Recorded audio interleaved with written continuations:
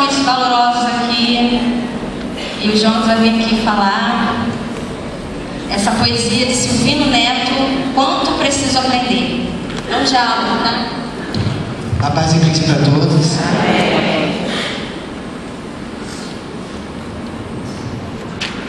Quanto preciso aprender?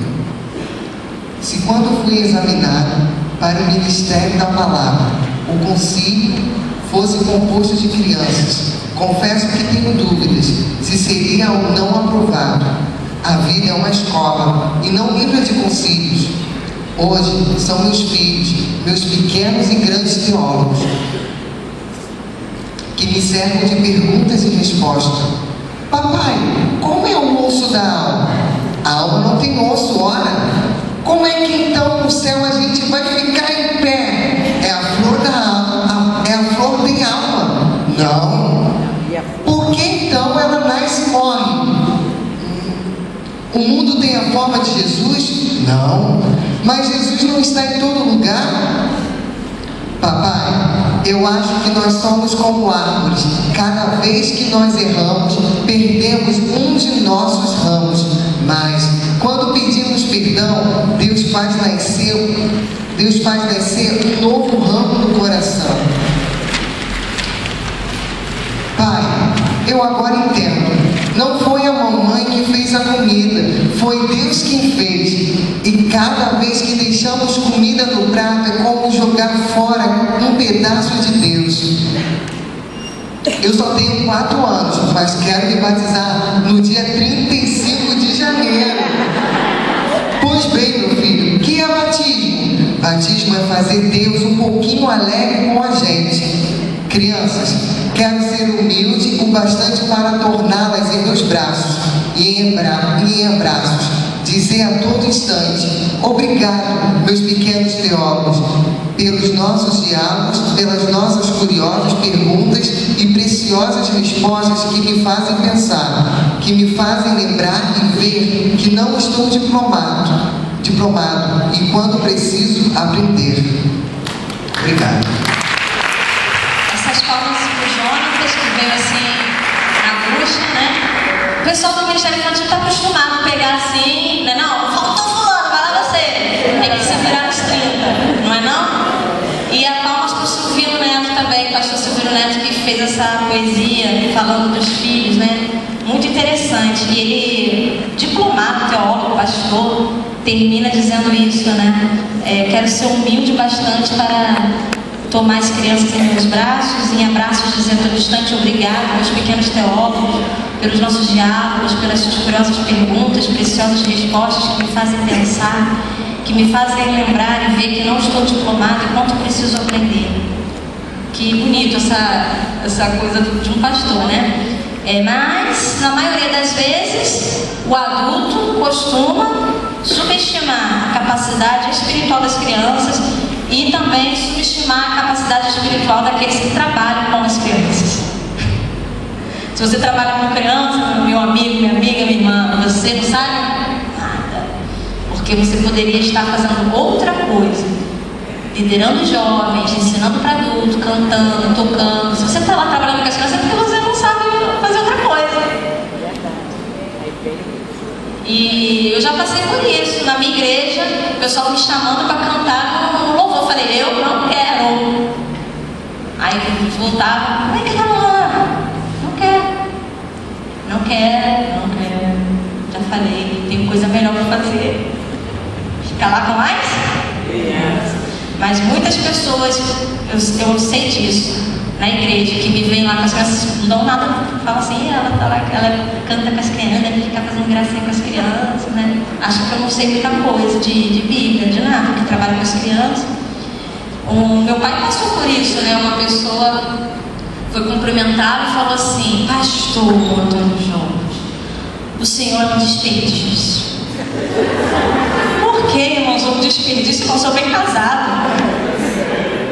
Não, porque tem tanta igreja precisando de um pastor, né, de um pastor assim e tal. Você poderia fazer um bom trabalho com uma igreja, você está trabalhando com criança. Falou bem assim. E aí ele teve, né, que contar até 10, que ele falou, né, para não... Ele falou: irmão, não desperdício não. Eu tenho feito um bom trabalho com as crianças, graças a Deus eu gosto, eu amo o que eu faço. E eu vou nas igrejas, não só falando com criança, mas com adulto também, assim, que pensa que nem irmã, que criança não tem valor. Eu vou, falo, estou sendo usado por Deus. Enquanto Deus falar que é para eu fazer isso, eu vou fazer até o final, né? Então tem gente que pensa assim, que subestima, além da capacidade espiritual das crianças, subestima quem trabalha com criança. Mas para trabalhar com criança, não é para qualquer um não. É para quem quer, para quem pode. Tem que ser preparado. É muito mais difícil falar para a criança do que falar para adultos. Tem gente que dá um show para adultos, fala para adulto, põe lá para falar com as crianças para ver se sai alguma coisa. Não tem sucesso não consegue. Então, irmãos, a importância do preparo, porque para falar para a criança tem que ser bom, tem que ser preparado. E tem a frase muito bonita, né? O Carolzinha lá do Barreto. Cadê a Carolzinha? Quem falha na preparação se prepara para falhar. Quem falha na preparação se prepara para falhar. A questão da preparação, ela não faz exceção de pessoas. Todo mundo tem que se preparar. Né? A pessoa que não sabe muito tem que se preparar, você precisa se preparar. Todo mundo tem que se preparar. E quanto mais a pessoa souber, quanto mais ela for preparada, mais ela tem que se preparar. Porque aquela pessoa que tem pouco preparo, que sabe pouco, ela só vai falar aquilo mesmo, ela já está ali tudo pronto que ela vai falar. E a pessoa que sabe muito? A pessoa que sabe muito vai falar um período de tempo, ela tem que se preparar para saber o que vai falar, para não ficar falando coisa, com um monte de coisa e se embananar. Tem que se preparar muito a pessoa que sabe muito, para poder falar aquilo que é necessário. E aí a pessoa que sabe muito se prepara muito, e ela fica sabendo? Ela tem que se preparar? E aí fica sabendo? E aí vira uma bola de neve. Quando você é preparado, você quer mais se preparar, e você sabe mais, aí você quer se preparar mais, aí você sabe mais, quer se preparar mais. Agora a pessoa que sabe pouco, ela nem sente necessidade de se preparar, ela acha que tá bom. Afinal de contas, ela só sabe aquilo mesmo. Então se preparar para quê? Então tem 4 tipos de preparos. Tem o seu preparo, você se preparar, você, sua vida com Deus, prepare-se, sua vida espiritual, é você e Deus. Ore antes de falar para as crianças. Tem pessoas que vão dar aula para criança e não oram antes de dar uma aula para criança, entra na sala assim, sem oração, as crianças estão fazendo uma bagunça danada e continuam fazendo, e essa pessoa fica lá toda embananada, né? Fica lá, aí olha pro relógio, 1h20, poxa, o culto está demorando, e fica lá, sai, desce daí, senta, você quer? Aí fecha a porta, não vou sair agora não. Aí, ufa, acabou o culto. Aí sai da salinha das crianças com o cabelo em pé, tudo assim. Ai, eu acho que ministério com criança não é pra mim não. Não dou com criança não. Será que o ministério com criança não é para essa pessoa? Ou essa pessoa não vai para o ministério com criança? Eu acho que esse tipo de pessoa não é para o ministério com criança não. Eu acho bom essas pessoas que não oram passarem por esse perrengue, ficar com o cabelo em pé mesmo, para elas verem que trabalho com criança é guerra espiritual. Tem que orar, pelo menos orar antes de entrar na sala. Não, vai assim, como uma banana, não levou nada para as crianças, não tem um visual, não tem uma lição, não tem nada para passar. Não ora, não se prepare espiritualmente, ninguém ainda quer ser bem sucedido. Não vai ser bem sucedido não, vai passar vergonha, vai ser humilhado, sai de cabeça baixa, as crianças fizeram uma bagunça, bem feito. Se você não preparou, as crianças prepararam uma boa bagunça para você. Fizeram os aviãozinhos, prepararam os aviãozinhos, você nem o aviãozinho levou. Prepare o seu programa, a sua mensagem, o seu planejamento, tudo escrito. O programa tem que ser escrito, né, com as atividades lá, os componentes do programa, que a gente vai falar mais tarde. Do lado da atividade, o tempo que você pretende gastar naquela atividade. E você tem que se policiar para não passar o tempo. E a pessoa que é preparada ali, se você tem 1h30 com as crianças, você fez um programa de 1h30, tenha certeza que não dá para fazer tudo. Vai ficar faltando tempo. Mas tem gente que sobra muito tempo na aula dessa pessoa, porque ela não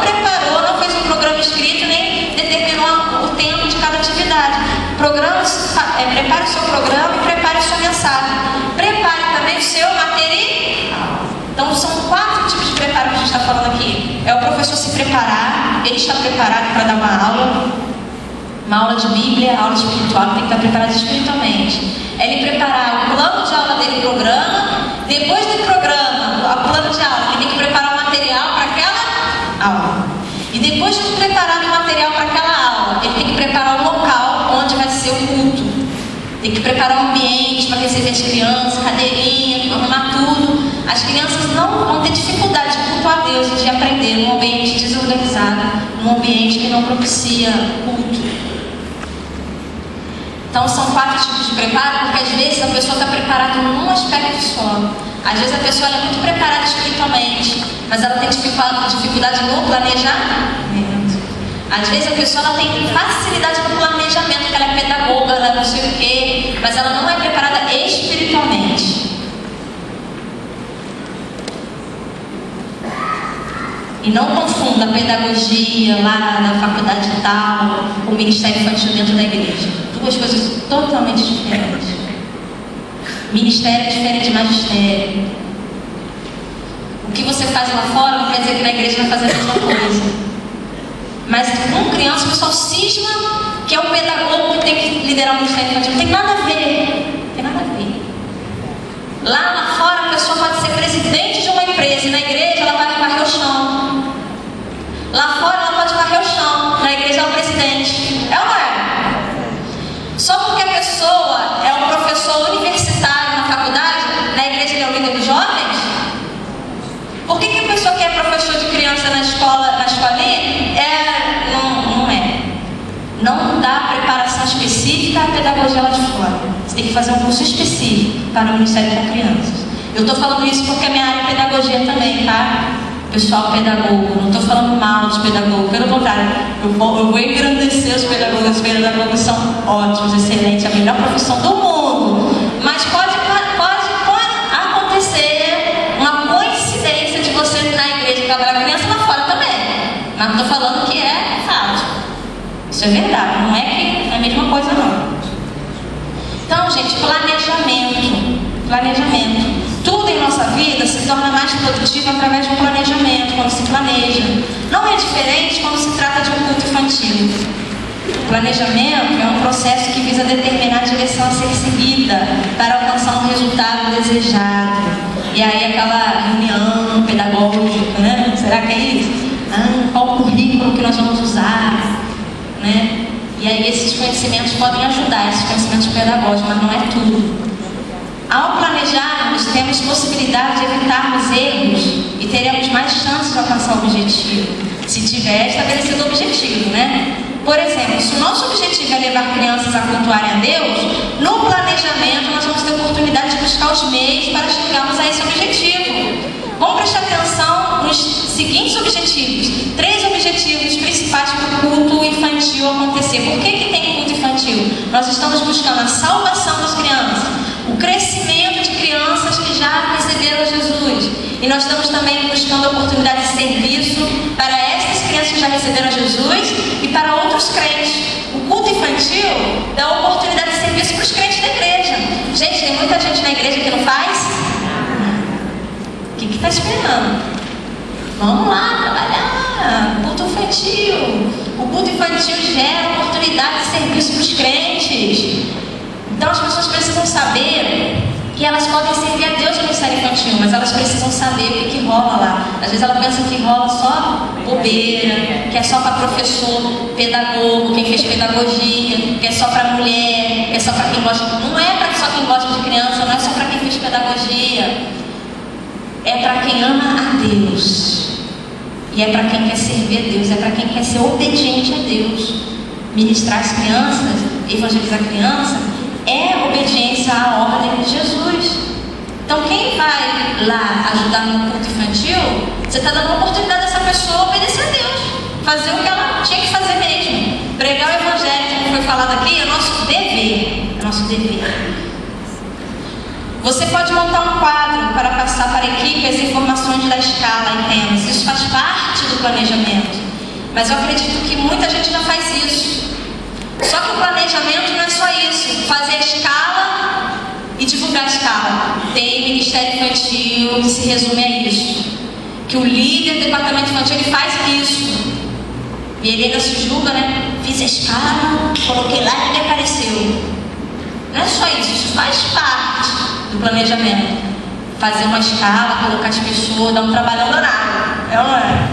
Dá um trabalhão danado, mas não é só isso, faz parte do planejamento. E aqui estamos, né? Você pode montar um quadro e passar para a equipe as informações de escala com os temas. Isso faz parte do planejamento, mas não é tudo. Vamos ver as características de um programa atraente, que as crianças gostam. Em primeiro lugar, vamos começar aqui pelo bem planejado. Já que a gente está falando de planejamento, depois falar de dinâmico. Bem planejado, o programa deve ser escrito, nada de já sei como que faz. Olha, a pior caneta com a pior tinta é melhor do que uma memória forte. É melhor uma caneta fraca do que uma memória forte. Não confia muito não. Escreve, porque quando nós escrevemos, nós estamos domesticando o nosso pensamento, que o nosso pensamento é muito selvagem. É ou não é? Na nossa cabeça fica assim, os negócios muito doidos, a gente pensa um monte de coisa ao mesmo tempo. Você está aqui, está pensando lá, está pensando o que vai fazer, está pensando no que fez. O nosso pensamento é assim. Quando a gente escreve, a gente domestica o nosso pensamento. Por isso que a tarefa de escrever é difícil. É difícil escrever, porque você está domesticando, você está disciplinando o pensamento. Então a gente tem que escrever o que vai fazer, planejar escrito, tá? Tem gente que tem dificuldade nessa área de escrever. E aí você tem que escrever, esse programa deve ser escrito com o tempo de duração de cada atividade. Um tempo determinado. Tanto tempo para o louvor, tanto tempo para a mensagem, você tem que planejar tudo, quanto tempo vai durar cada coisa, para você ver se vai sobrar tempo, você coloca outras atividades. Os membros da equipe devem estar cientes de suas responsabilidades e devem cumpri-las sem perda de tempo. Ou seja, eu vou fazer as boas-vindas, a introdução. Depois de mim, já vem, deixa eu ver quem... A Cláudia está aqui. Depois de mim, a Cláudia vai vir cantar. A Cláudia tem que saber que depois da Keila é ela nos louvores. Eu estou aqui, já vem a Cláudia e entra. Não pode ficar aquela coisa. A pessoa sentada. A pessoa já deve saber o que ela vai fazer e fazer aquilo sem perda de tempo, uma atividade depois da outra, sem interrupção, porque as crianças não suportam um tempo ocioso, a gente ficar pensando no que vai fazer, olhando para o céu. A criança não gosta, ela gosta de coisa dinâmica e bem planejada. Então vamos lá para o dinâmico. O culto deve transcorrer de maneira regular, passando de uma atividade para outra sem interrupção. Evite orações longas, explicações detalhadas, cânticos monótonos, não fique insistindo, porque a criança não gosta. O adulto finge que gosta, aguenta. A criança é muito sincera demais, ela vira as costas e vai embora, ou ela vai fazer outra coisa. O programa deve ser variado. O que é isso? Incluir algo novo sempre. Você pode até, para dar uma disfarçada, dar uma mudança na ordem do programa. Você está acostumado a fazer sempre assim? Inverte a ordem do programa para variar. Às vezes, né? De vez em quando faz isso. Participações de crianças diferentes. Não é sempre colocar a mesma criança para participar, né? A mesma criança para cantar.